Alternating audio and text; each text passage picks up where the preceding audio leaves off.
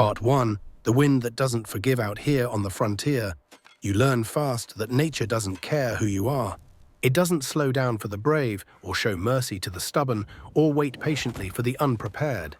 It simply moves, and if you don't understand the rules it plays by, you won't last long enough to argue with it. I've seen men freeze with a pile of firewood still in their arms. I've watched cattle die standing in their stalls because the wind found a crack wider than a fingernail. I've felt nights so sharp they could cut through wool, leather and bone in the same breath. And that's why this story matters, because it's about a man the whole valley laughed at. A man they pointed at from horseback, shaking their heads, whispering that he'd gone soft in the mind. A man who looked like he was doing something foolish, until the winter arrived with teeth sharp enough to carve its lessons into every living soul in Elk Ridge.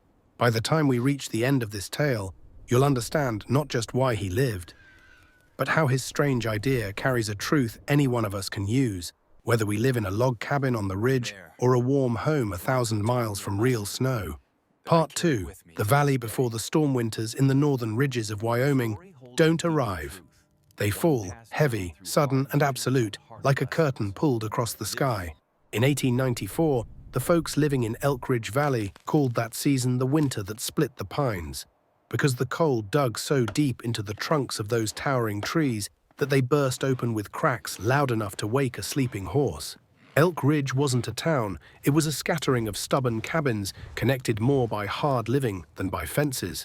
Families rose before dawn, worked until their shadows disappeared, and trusted the land only because they had nowhere else to go. Among those families was a man named Marku Rannala, quiet, broad-shouldered, and carrying an accent no one could place. Some swore he came from the Baltic coast.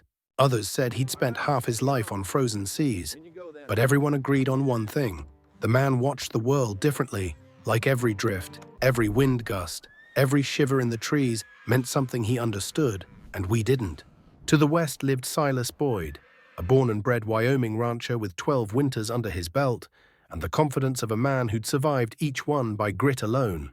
His wife, Evelyn, kept their home steady, the kind of woman who could quiet a crying child, mend a torn hand, and keep a fire alive through the longest night. As autumn faded, the valley felt uneasy. The storms arrived early, sharp, angry breaths scraping across the ridge. Deer moved lower into the timber, horses grew restless, and the wind carried a bite most folks pretended not to feel. Everyone prepared like always, more wood, thicker blankets, tighter fences. Everyone, except Marku. While the rest of the valley fought the cold the way their fathers had, he began shaping snow around his cabin. Not clearing it, piling it, packing it, sculpting it. Riders slowed when they passed his place. Some chuckled, others shook their heads, and by week's end the whole valley was convinced. Marku Rannala had finally gone mad. Part 3. The man who learned winter's language. If you watched Marku work, even for a minute, you'd notice something different. He didn't push snow aside like the rest of us. He touched it, pressed it, studied it, as if snow wasn't a chore, but a tool. He'd been shaped by winters far harsher than anything Wyoming could throw his way.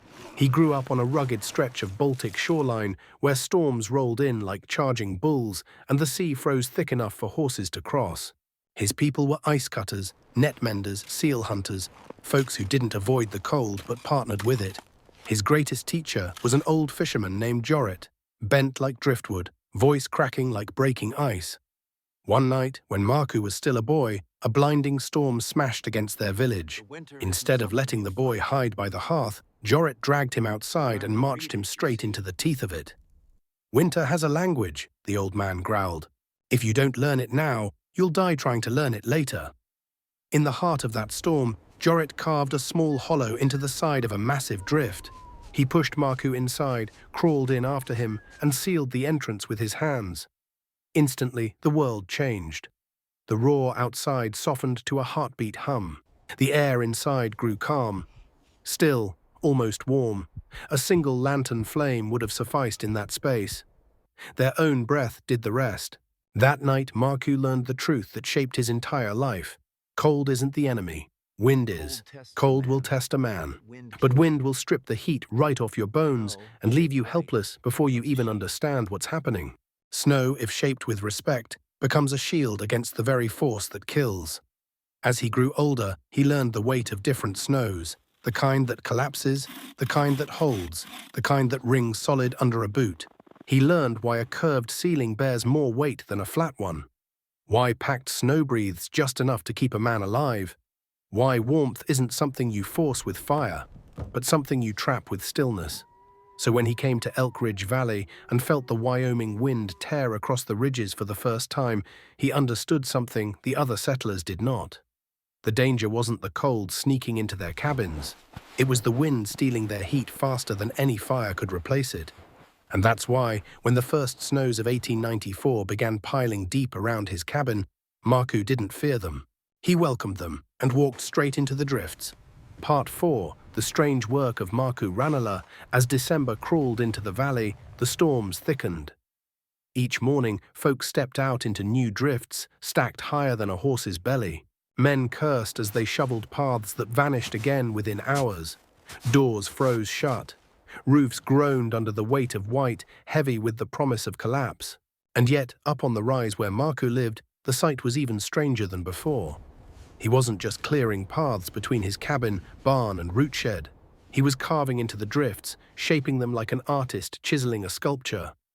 What looked like trenches at first slowly became channels, sunken lanes with walls narrowing toward the top. And as the snow kept falling, those channels deepened, rising around him like the ribs of some white, buried beast. Riders on the main trail slowed down just to watch him. A few even climbed the ridge to see up close, returning with wild tales of the snow labyrinth the foreigner was building. Kids whispered that he lived underground now. Grown men muttered that no sane person would trust their life to wet, shifting snow. Silas Boyd had the strongest opinion of them all. Every time he rode past that ridge, he'd spit into the wind and say, "A man can't argue with winter, but he damn sure shouldn't crawl under it." Yet Marku kept at it with a calm that unsettled folks more than his tunnels did. He packed the walls smooth with the flat of his mittens. He angled floors so melt would drift outward, and he shaped the ceilings into soft, reliable arches, just as Jorrit had taught him decades before on that frozen coast. Evelyn Boyd, kinder and more curious than her husband, rode up one afternoon and asked him gently, "What exactly are you building, Marku?" He studied the snow wall beside him, pressed his palm against it, and answered with the simplicity of a man who no longer needed people to agree with him. A place the wind cannot reach. Few understood what he meant. Most didn't care to. But the way his voice carried, steady, sure, as if he were repeating a truth older than the valley itself, left Evelyn with a chill she couldn't explain. And as she looked around at the deepening winter, she wondered whether the man everyone mocked might be the only one paying attention. Part 5. The signs the valley ignored, the signs had been there long before the storm. But folks living on the frontier often miss the warnings because they're too busy surviving the day-to-day. Trouble doesn't always arrive with a roar. Sometimes it begins with little things. Frost that doesn't melt. Animals pacing in the night, silence falling too suddenly across the ridge. By mid-December, the world felt wrong. The air held a metallic stillness, like it was waiting to snap. Chickens refused to step out of the coop. Horses sweated even in the cold. Coyotes, usually restless at dusk, kept quiet, as if even they feared what prowled behind the clouds gathering on the horizon. Marku noticed everything. The speed of the wind shifting directions. The strange, heavy snowfall that wasn't powdery but packed dense as wool. The way the temperature swung wildly from one day to the next, a sure sign in his homeland of a storm that could erase the world. He warned Silas Boyd one night after supper. "The wind is stacking itself," he said quietly. "It's coming in layers. When it breaks, it will not break small." Silas snorted and leaned back in his chair, brushing snow from his coat. "I've lived through storms before. Don't need a snow digger telling me when to panic." But Evelyn heard something in Marku's tone. Something solemn, almost ancestral, that made her pause. "What should we do?" she asked. Marku didn't tell them to run or hide or even prepare the way most folks expected. He simply nodded toward the rising white ridges around his place. "Snow doesn't kill on its own," he said. "Wind kills. If you cannot stop the wind, build where it cannot enter." Evelyn felt those words sit heavy in her chest long after he left. The valley, meanwhile, laughed off the tension. Men hauled extra firewood. Women patched drafts around their windows. Children stomped through the drifts, pretending to be giants. Everyone believed they were ready. But late that week, at dusk, a wall of cloud appeared on the northern horizon, a bruised, angry mass that swallowed the sun whole. The wind shifted sharply, cutting sideways like a knife. Dogs howled, horses stamped. Every living creature seemed to brace at once. Marku stepped onto his porch, smelled the air and whispered, "It begins." The valley did not understand, not yet. Part 6. When the sky fell on Elk Ridge, the storm struck without hesitation, the kind of blow that doesn't warn, doesn't slow, doesn't forgive. At dawn, the valley lay under a pale, uneasy calm. By mid-morning, the temperature plunged nearly 30 degrees in less than an hour. Frost crawled across windows so fast you could watch it spreading like veins. Smoke from chimneys flattened sideways, torn apart before rising a yard into the air. And then the sky fell. A sound like distant thunder rolled across the ridge as the wind slammed down with a force that made grown men reel. Snow wasn't drifting anymore, it was airborne, flying sideways in sheets so thick you couldn't see your own boots. The storm swallowed fences, trees, and livestock in minutes. Doors jammed under sudden drifts. Lantern flames guttered out, voices vanished in the roar. A man could freeze standing just a few steps from his home, and several nearly did. Silas Boyd learned that truth the hard way. He was tending his milk cow in the barn when the first blast hit. The walk back to his cabin was barely 40 yards, a distance he'd crossed 1,000 times without thought. But that day, the wind struck him like a hammer. Snow blinded him instantly. His coat froze stiff as wood. He crawled, not walked, feeling for the ground, praying he was headed the right way. Evelyn found him collapsed against the side of their cabin, half frozen, his beard encased in ice, his hands turning black at the tips. She dragged him inside with a strength born of terror, lit every candle she could reach, and wrapped him in blankets while the fire fought against the cold pouring through every crack in their walls. Other families fared worse. A teenage boy from the Weldon homestead tried to run from the shed to the house and vanished in the whiteout. They found him 2 days later when the storm eased, curled just 15 paces from his own doorstep, covered completely by the drift that buried him before he realized he was off course. Livestock froze where they stood, frost clinging to their eyelashes like tiny crystals of death. Chickens froze on their roosts, pigs fell silent under the snow. The wind wasn't blowing, it was devouring. And while the valley fought a losing battle against the cold, Marku Rannala was nowhere to be seen in the open. He was already inside the tunnels everyone mocked. He and his family moved through the passages with steady breath and sure steps, carrying candles, food, and blankets as the storm above howled like a living beast. In those still corridors of packed white, the temperature hovered just below freezing. Calm, breathable, safe. The wind clawed at the world above them. But down in those tunnels, it had no say at all. Part 7. The night the valley cried for help, by the second night, the storm had begun to feel less like weather and more like a living thing. The wind didn't simply blow. It rammed itself against cabins hard enough to make the walls tremble. The snow didn't fall. It pressed, pushed, and climbed, swallowing windows and doorways the way a rising tide consumes a shoreline. Inside those cabins, families huddled near dying fires, while the cold crept across their floors like a slow, patient predator. Every hour, the temperature dropped another inch toward danger. Every candle burned down closer to the nub. Every piece of firewood felt suddenly too precious to waste, and too few to survive the long night ahead. Evelyn Boyd had not slept since dragging her husband back from the brink. She kept throwing small sticks into the stove, rationing the larger logs, shaking Silas awake whenever he drifted into a frightening stillness. His hands glowed purple-black beneath the bandages, his breath rattled, and the fire that was supposed to protect them was losing the battle, one ember at a time. Around midnight, she stepped to the window and brushed away the frost with her sleeve. The world outside was a white wall, no sky, no trees, no distance. Just the violent, swirling blindness of a world erased. She pressed her forehead to the glass and whispered the same thought every mother in that valley felt that night. If this storm lasts one more day, we won't survive. Across the ridge, similar scenes unfolded in every home. The Weldons burned their last blanket. The Harrisons huddled with their children under the table because the wind tore so hard at the roof they feared it would peel away. A young mother named Ruth Simmons prayed aloud for the first time since she was 12. No one called out into the storm. Their voices would have been swallowed whole, but make no mistake, the valley cried for help that night. And in the stillness beneath the snow, moving through white corridors no wider than a man's shoulders, one person heard that silent cry. Marku. He had checked his tunnels again and again, sliding his palm across the walls to feel for weak spots, listening for the subtle groans of shifting drifts. His children slept on raised platforms carved from the snow itself, wrapped in furs, breathing steady and warm. His lanterns glowed softly in little alcoves, untouched by the roar outside. He could have stayed safe in that haven, but Marku knew the valley would not survive another dawn. And so, just before first light, he made the decision that would define everything that came next.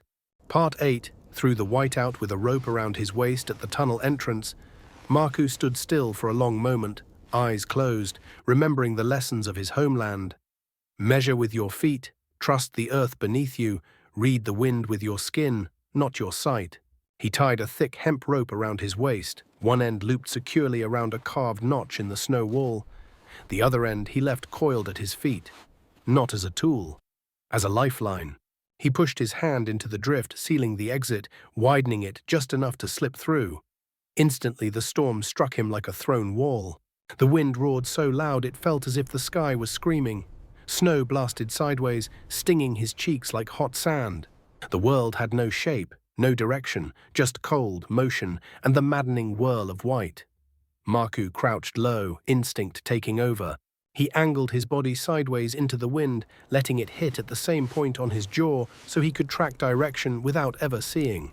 His boots moved slowly, pressing each step into memory. 40 paces to the first buried stump, then a gradual rise in the earth where the ridge curved, then a slight dip marking the frozen creek bed. All landmarks invisible, yet etched into his mind. At his back, the rope tightened with every step. He thought of Silas Boyd struggling in this same storm 2 days earlier. He thought of Evelyn watching her fire die. He thought of the children across the valley who didn't yet understand how thin the line between cold and death truly was. He kept moving. More than once, the wind shoved him sideways so violently he lost his footing, sliding across the icy ground until the rope jerked him to a stop. He would lie there for a moment, face buried in his sleeve, letting the storm spend its fury before clawing his way back up. Time vanished. Distance meant nothing. The storm ripped the world apart until only instinct remained. And then, at last, his mitten struck wood. A cabin wall. He felt it with both hands, pressing his forehead against the frozen logs, whispering a breath of relief into the storm. He pounded hard until a sliver of lantern light cut through a crack in the door. Evelyn's eyes appeared, wide with terror and disbelief. Marku? He pushed through the doorway, snow collapsing into the room around him, and closed the door with his shoulder. The cabin was a cave of cold breath and dim orange light. Silas lay wrapped in blankets, unmoving. The fire was a faint red glow. The children trembled silently. "You need to come with me," Marku said, voice calm despite the storm screaming outside. "Now." Evelyn hesitated, glancing at her unconscious husband, at the frozen window, at the dying fire. Mark wrapped the rope around them all, mother, father, children, looping it across their chests and tying it fast. Then he braced himself at the front of the line. "Stay close, don't let go, I will lead." And together they stepped into the white hell waiting outside. Part 9. A tunnel made of stillness and hope. No one who wasn't there will ever truly understand what that walk felt like. The storm didn't just push, it crushed. The cold didn't just sting, it burned. Even with the rope binding them, the wind tried to tear the family apart, like leaves caught in a river current. Evelyn held a child in each arm, pressing their faces into her chest so the wind wouldn't steal their breath. Silas stumbled behind her, barely conscious, his feet dragging through the drifts. Marku led, hunched low, body angled like a shield, every muscle braced against the roar. They moved inches at a time. A journey that should have taken 3 minutes in calm weather stretched into nearly an hour of crawling, gasping, freezing struggle through a world erased by white. And then Marku felt it. The rope slackened. The wind shifted. The air grew still. They had reached the entrance. He dug upward, breaking the drift apart with raw strength until his hands struck the cold smoothness of his tunnel wall. He widened the opening and ushered them through one by one. The moment they slipped inside, the world changed. The wind vanished. The roar softened to a distant hum, like listening to a storm from underwater. The air, though cold, no longer tore at their lungs. The darkness glowed warmly with candlelight reflecting softly on polished snow walls. The ground beneath their boots was firm and dry. Silas collapsed onto a raised platform carved from the snow and covered with thick hides. The children's cries faded into curious silence as they looked around at the glowing white corridors. Evelyn pressed her frozen hands to her lips, trembling, not from cold now, but from sheer relief. How is it warmer in here than our own cabin?" she whispered. Marku placed his hand on the wall beside her. The snow glowed faintly in the candlelight. "Because the wind cannot reach us," he said simply. "Cold can be endured, but wind steals life faster than any fire can give it back. Here, the cold is slow, and life has time to gather itself." He showed her a small vent hole he'd carved high in the dome, a narrow finger-width opening that let bad air escape without letting the storm enter. He showed her how the entrance sloped downward, trapping the heaviest cold air and keeping it from drifting deeper inside. He even showed her a wooden peg in the wall holding a thermometer. The tiny line inside resting steady at 28 degrees, safe enough to preserve breath, safe enough to survive. Evelyn closed her eyes and inhaled the stillness. A tunnel made of snow had just saved her family, and as the storm continued to scream overhead, those white corridors held them like a heartbeat, steady, warm, and full of hope. Part 10, the days when the tunnels became a village. The storm did not calm with the dawn. Instead, it tightened its grip, howling harder as if furious that a handful of mortals dared resist it. But down in the tunnels, time moved differently. The wind's fury was only a muffled memory, a distant drumbeat tapping against thick walls of snow. Life, against all logic, continued. Marku kept his lantern lit, moving with practiced steps from the main passage to the barn tunnel. The cattle stood quiet inside their shelter, each breath rising in calm white plumes. Their body heat, trapped within walls now buried under 10 more feet of drift, created a pocket of life in a world that had turned deadly. The chickens rustled softly in their little nook, unbothered by the hurricane above. Even the old draft horse Glacier kept shifting comfortably, warm enough to flick his tail at shadows. Meanwhile, the Boyd family found themselves breathing easier for the first time in days. Silas, wrapped in hides and nestled against the raised sleeping platform Marku had carved, finally fell into a healing sleep instead of the fitful gasping that had tormented him. The color slowly crept back into his cheeks. His fingers remained blackened, but alive. Evelyn and the children explored the tunnels cautiously at first. Then, as exhaustion faded and the warmth settled into their bones, their fear melted too. The walls reflected candlelight in soft golden hues. The floor stayed dry beneath their feet, and a strange sense of peace, not comfort, not luxury, but peace, wrapped itself around them. It wasn't a cave, it wasn't a shelter. It was a winter-made home. Marku boiled snow in a small pot set over a candle stove, melting it slowly into drinking water. Evelyn helped gather and ration the small stash of supplies he kept hidden in alcoves. Somehow he had prepared for the possibility that others might one day need him. Quietly, without bragging, without asking for anything in return. By the second evening, more tunnels were dug open toward additional outbuildings, small expansions carved with careful hands. Not because they were needed, but because Marku wanted to keep every corner monitored, every potential weakness patched, every living creature accounted for. Storm outside, life inside. In that moment, beneath the snow, a strange truth formed. The tunnels were no longer just Mark's creation. They had become a small, temporary village, one built entirely of stillness, warmth, and the stubborn will to live. Part 11, teaching the valley to read winter. When the storm finally broke on the morning of the third day, the silence that followed was heavier than the blizzard itself. It was the kind of silence that made you realize the world had been changed, not just covered. Folks emerged from their cabins slowly, like survivors crawling from wreckage. Some carried lanterns, some carried shovels, Some carried heartbreak. The first thing many saw were the drifts, towering waves of snow cresting against their roofs, burying fences and swallowing anything left outdoors. The second thing they saw were the losses. Cattle frozen stiff, lined up like statues. Chickens turned to small white mounds beneath the coop. A teenager found curled just feet from home. A grandmother who never woke up after the temperature in her cabin dropped below zero.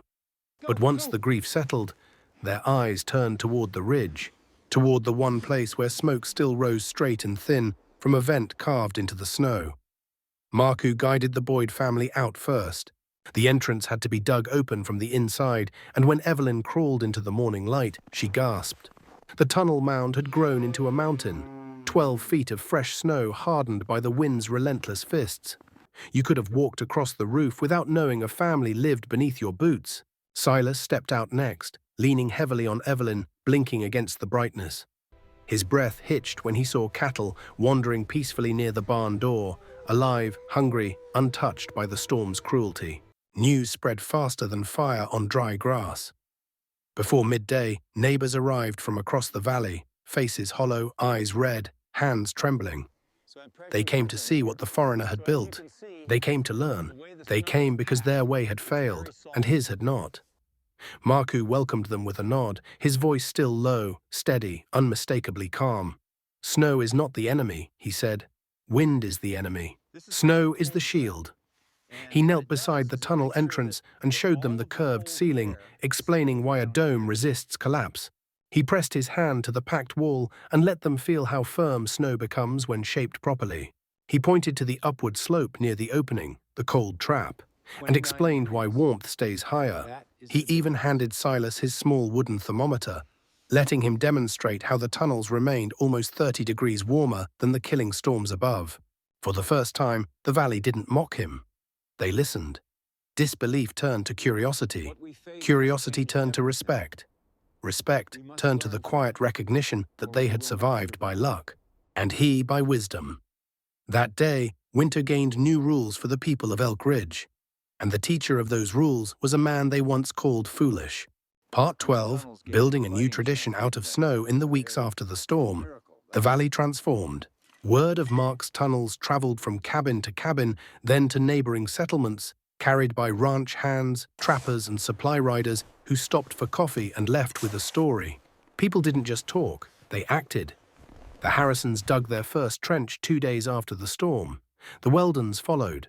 Even the Simmons family, who had never built anything outside the basic chores, began carving a simple tunnel from their back door to their barn.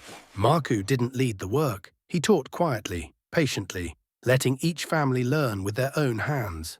He showed them how to judge snow density by sound, soft snow whispers beneath the shovel, strong snow answers with a hollow thump. He guided them in shaping their ceilings into arches so smooth they could almost balance a lantern on top. He made them run their palms along the interior walls to feel the difference between a surface that stays dry and one that melts and drips. "Smooth walls keep the water running," he'd say. "Dripping water becomes ice, and ice steals warmth." Even the children got involved, smoothing walls with mittened hands, laughing at the squeaking sound of packed snow beneath their palms. They decorated alcoves with tiny sticks and pine cones, turning life-saving structures into something almost beautiful. Before long, the valley was webbed with tunnels, white pathways hidden beneath winter's heaviest touch, each one slightly different, shaped by the hands and hearts of the family who built it, yet all sharing the same purpose: defying the wind. What began as a curiosity became a custom. What began as survival became a tradition. And in the quiet glow of lanterns reflecting off polished snow, neighbors discovered something else too. They weren't just building tunnels, they were building resilience. They were building community. They were building a future, carved one scoop at a time. And every night when the wind picked up across the ridge, people slept easier, knowing they now lived not against winter, but with it. Part 13, the second winter that tested them all. The first storm had humbled Elk Ridge, but the land was not done teaching. Winter returned the following year with a quieter face. No early warnings, no eerie skies, no wild shifts in temperature. It crept in softly, almost politely, laying light snow across the valley as if offering peace. Folks said maybe the worst was behind them. Maybe last winter had been a once-in-a-lifetime blow. But anyone who has truly lived close to the bone knows this truth. Nature doesn't give warnings. Nature gives patterns. And if you don't read them, you repeat your mistakes. By late January, the pattern emerged. The air grew heavier again, but not with the sharp bite of the previous year. This time it was dense, almost motionless, the kind of cold that clings to your clothes and your lungs like damp wool. The horses refused their hay early in the morning. The chickens wouldn't come down from their roosts. Coyotes didn't howl. The silence itself felt like a howl. Marku noticed those signs first, of course, but this time he wasn't alone. The Weldons saw the way the frost moved sideways across their windows and came straight to Mark's ridge before breakfast. The Harrisons knocked on his door before the sun was fully up, asking how deep to pack the tunnel walls this season. Even Silas Boyd, still carrying the scars of frostbite, leaned on his cane as he arrived to ask one simple question. "Do you think it's coming again?" Marku didn't answer right away. He walked outside, scooped a handful of snow, pressed it firmly in his palm, then listened to the faint crunch it made as he compressed it. Finally, he looked up at Silas with that calm, steady expression that never changed. "Yes," he said, "and it will be worse." That afternoon, the valley moved with a sense of purpose it had never known before. Men carved deeper tunnels. Women smoothed interior walls.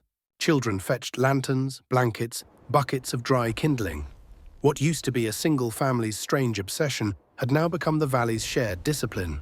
When the second great storm arrived, it did not come with a scream. It came with a suffocating silence. A silence so deep and heavy it smothered sound before it was born. Snow fell not as flakes, but as thick sheets, dropping from a sky without shape. Unlike the first storm, this one did not lash out. It pressed down. Cabin roofs bowed under the weight. Doors sealed shut without wind. Livestock grew restless, then quiet. Even the tunnels groaned with the pressure of nature's heavy hand. But this time, Elk Ridge was ready. Down in their interconnected tunnels, families moved calmly, lighting candles, checking the vents, sharing hot broth and stories. Children played with carved wooden toys. Elders rested on raised platforms built from smooth snow and covered in furs. The valley no longer feared the white world above. They endured it with dignity. And as the storm tightened its grip, Marku moved from tunnel to tunnel, checking on each family by lantern light. His calm presence brought a steady comfort that went deeper than the warmth trapped in the snow walls. The second winter didn't break Elk Ridge. It forged them. Part 14, The Wisdom of Shaping Stillness. When the storm finally retreated on the fourth morning, Elk Ridge emerged from the tunnels not as survivors, but as students who had learned from a patient, relentless teacher. The valley looked transformed again. Drifts towered higher than last year's, curling around cabins like massive white waves. Fences lay buried to their top rails. Barn roofs were domed in snow that could have crushed them, if not for the warm bodies inside, keeping the structure from freezing brittle. But this year, nothing essential was lost. Not a single family, not a single child, not even a cow or a chicken. It was the first winter in valley memory when nature struck with full force and the community answered in full unity. And what they learned didn't stay in Elk Ridge. It spread outward, carried by every traveler who passed through. People from neighboring valleys began visiting, at first in disbelief, then in earnest curiosity. Hunters stopped to hear how the tunnels were shaped. Ranchers arrived to learn how the cold sink worked. Farmers scraped snow off their beards and asked how thick the walls needed to be. Marku taught them all the same way he taught Elk Ridge. Quietly, patiently, with a calm that made it clear none of this knowledge was truly his. It belonged to winter itself. He explained that stillness, not heat, was what saved lives. That snow, when shaped right, didn't trap cold, it trapped calm.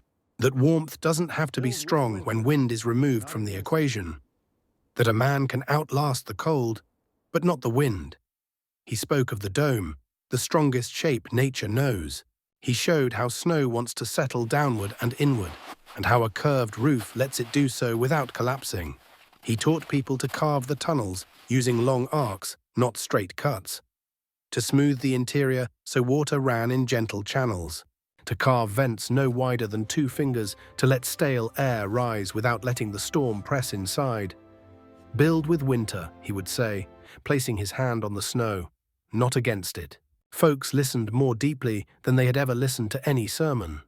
Not because Marku was wise in some mystical way, but because he had lived close enough to nature to hear what it was always saying.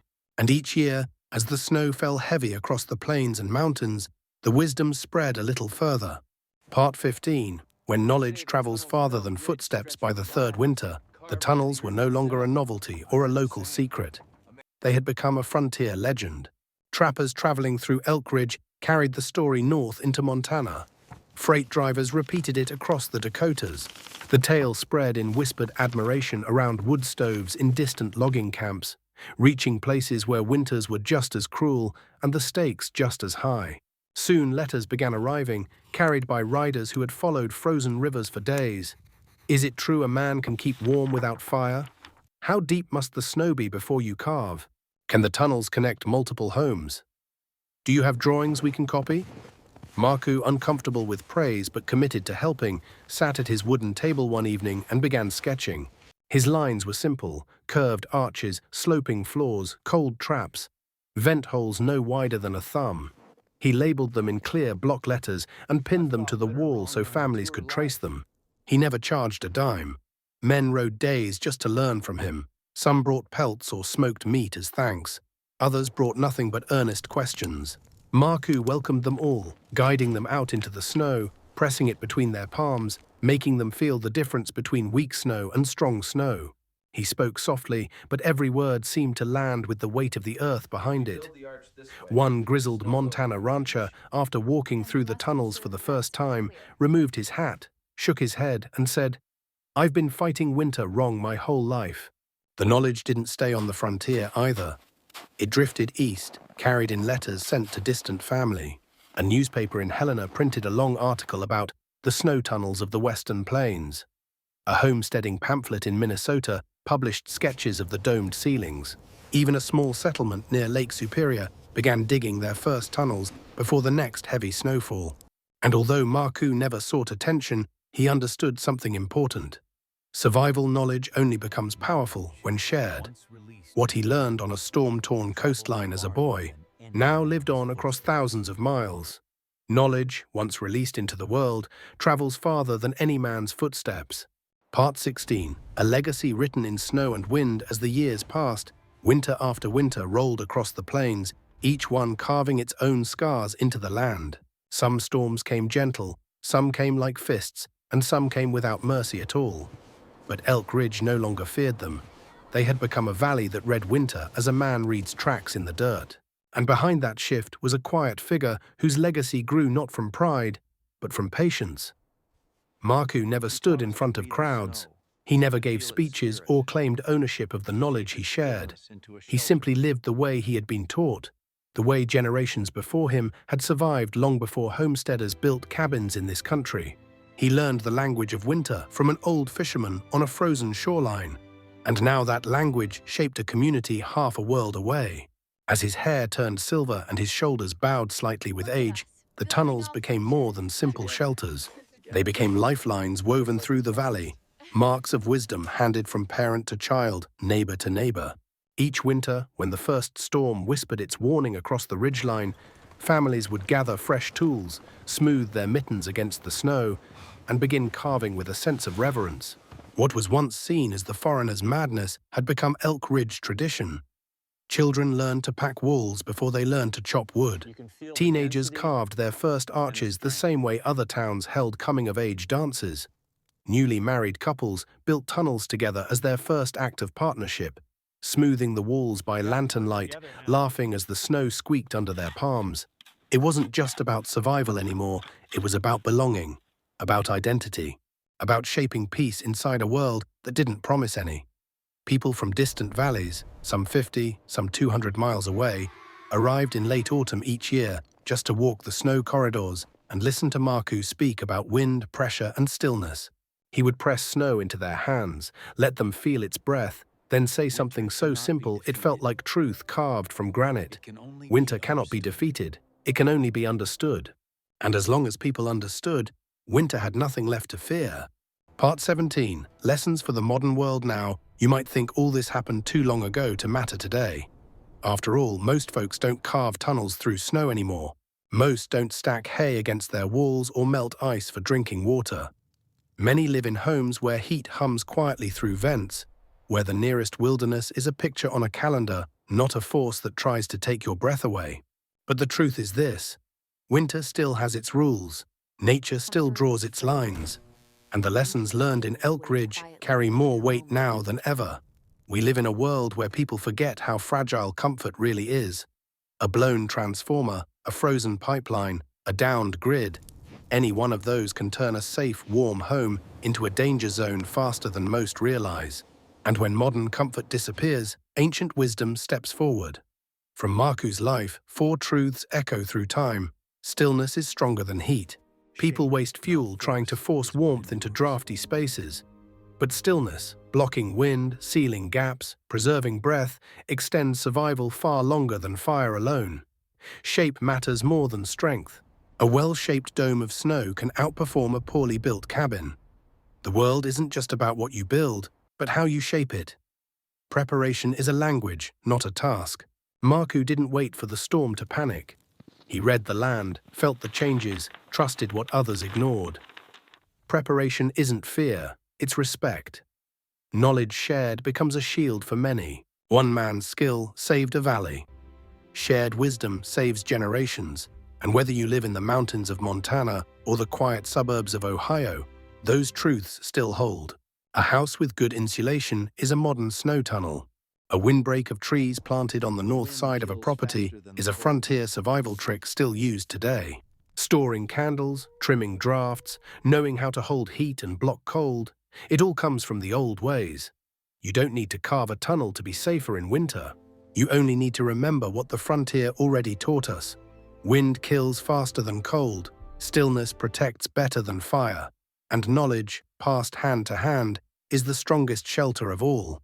Part 18. Skills every winter. Survivors should know when folks hear stories about winter survival, they often focus on the dramatic parts. The blizzards, the freezing nights, the livestock saved or lost. But real survival, the kind that actually keeps families alive, rests on simple habits learned long before any storm arrives.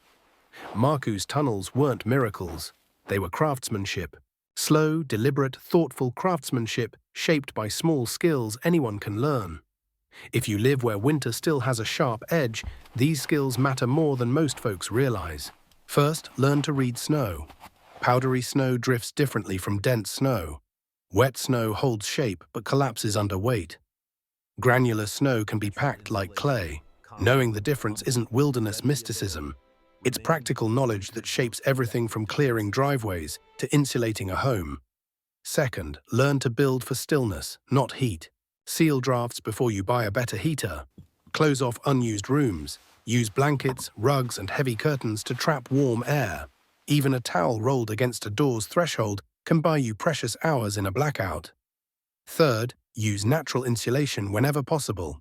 Hay bales, brush piles, snow berms, even stacked firewood can form wind barriers around a house or barn. These are old tricks, but they remain some of the most effective tools in low-temperature emergencies. Fourth, maintain a calm heat source. Not a giant roaring fire that dies quickly, but small, continuous warmth. A candle in a contained space can prevent frostbite. A clay pot heater can sustain life in freezing rooms. A heated brick can warm hands enough to keep fingers working. Fifth, always know your bearings. Storms erase the world. They swallow landmarks, change distances, distort sound. Everyone should practice walking their property in calm weather, counting steps, noting rises and dips. In a true whiteout, memory becomes your map. And finally, never fight winter head-on. Work with it, shape it, respect it. That mindset alone can mean the difference between panic and clear thinking. These skills aren't about nostalgia. They are about endurance. They are the same tools that kept homesteaders alive a century ago, and the same tools that can protect a modern family when nature decides to test them. Because winter hasn't grown weaker, only people have forgotten how strong it can be. Part 19. Building with nature, not against it. The longer I've lived on this land, the more I've learned one simple truth. You cannot outmuscle nature. You can only cooperate with it. Modern folks tend to forget that. They build bigger machines, stronger heaters, thicker walls, and they believe that's enough.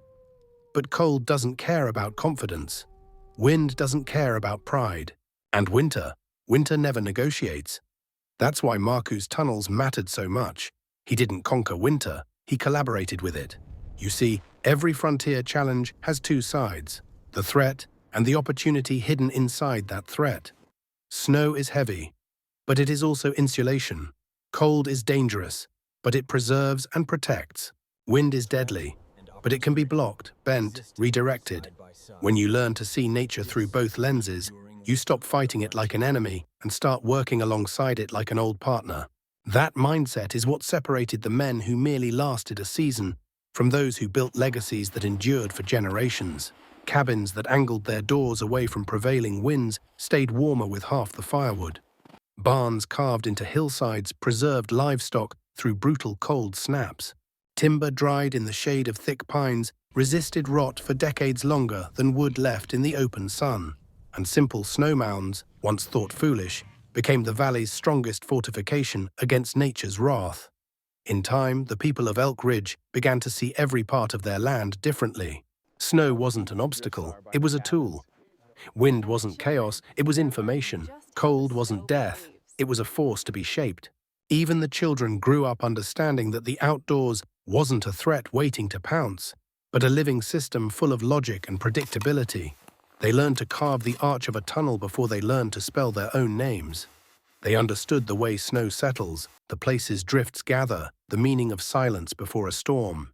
And if you close your eyes and imagine them, those little hands smoothing snow walls, their breath mixing with the glow of lanterns, you'll realize something essential. Those children weren't just learning how to survive winter. They were learning how to survive life. Because nature's rules are life's rules. Respect what's greater than you. Shape what you can. Yield where you must. Stand firm when the time calls for it. Those are the lessons that carried that valley through the harshest winters the frontier could throw at them. And they are lessons worth carrying today, no matter where you live. Part 20. Closing words from a frontier man. I've lived long enough to know that stories like this don't survive just because they're dramatic. They survive because they hold something true, something you can carry with you long after the last snow has melted. The tale of Marku Rannala isn't just about a man digging tunnels. It's about courage in the face of laughter. It's about listening to instincts when others mock you for it. It's about refusing to let the world shame you out of wisdom. Your hands and heart know to be right. More than that, it's a reminder that strength isn't always loud. Sometimes strength is quiet. Sometimes strength is slow. Sometimes strength is a man carving a tunnel through snow while the whole valley shakes its head. And when the storm hits, and it always hits, quiet strength is the one that saves lives. If you take anything from this story, let it be this. Prepare before the danger arrives. Respect the forces that shape your world. And when others laugh at your preparation, smile and keep building. Because folks will mock you right up until the moment they need you. That's as true today as it was on the frontier. As I stand here on my old wooden porch, listening to the winter wind curl around the pines, I feel grateful that men like Marku walked this land before us. They taught us that the earth is not our enemy, the cold is not our enemy, even hardship isn't our enemy. Ignorance is. And knowledge, hard-earned, passed quietly from one calloused hand to another, is the warmest fire you'll ever know. So wherever you are, whatever storms you face, remember the tunnels beneath the snow. Remember the strength that comes from working with the world, not against it. And remember that even in the coldest winters of your life, stillness can save you, wisdom can guide you, and courage, quiet, steady, unwitnessed courage, can carry you through any storm. That's the truth the frontier taught me, and if you hold on to it, my friend, you'll do more than survive, you'll endure.